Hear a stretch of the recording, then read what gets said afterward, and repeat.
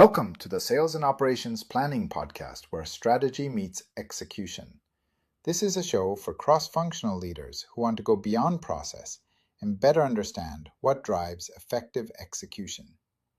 In each episode, we explore the behaviors, decisions, and leadership practices that turn alignment into real business results. My name is Laurent, and today I want to talk about something slightly different. Not forecasting, not KPIs, not technology.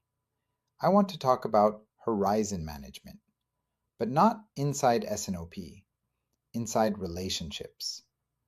I've just spent a week in London, meeting prospects, reconnecting with people, having coffees, discussing transformation challenges, and listening to leaders talk openly about pressure inside their organizations. Some conversations were exploratory, some were tactical. Some may eventually lead to assignments, some may not. And honestly, that's completely fine. Because weeks like this always remind me of something important. Building strong client relationships is actually very similar to running a healthy S&OP process. Too many people approach business development like short-term firefighting. What can close this month? What opportunity converts fastest? How quickly can we create revenue? But transformation partnerships rarely work well when approached with short-term thinking only. Trust takes time. Sometimes a leader is not yet ready to admit the current operating model is broken. Sometimes the executive team is exhausted from too many initiatives, too many dashboards. In S&OP, we constantly talk about horizon management. We know that if leaders focus only on the immediate horizon, the business becomes reactive. Everything turns into firefighting. Decisions become emotional. Teams optimize locally. Pressure increases.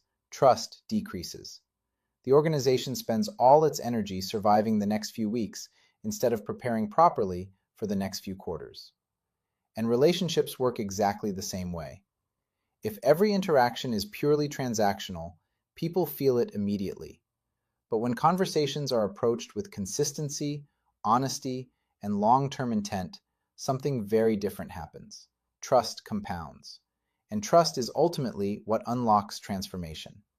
Not PowerPoint, not fancy consulting frameworks, not another maturity assessment. Trust.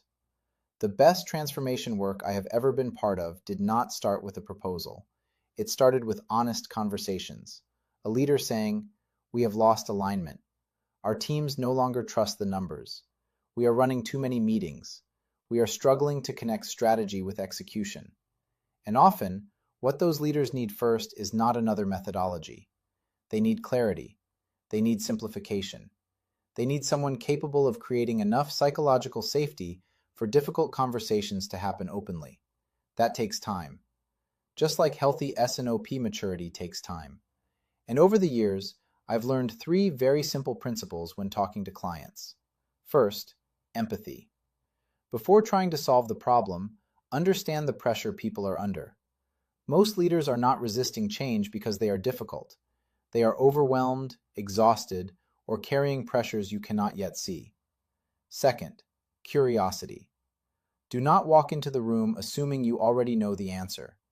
The real issue is often hidden underneath the process symptoms. Poor forecast accuracy may actually be a trust problem.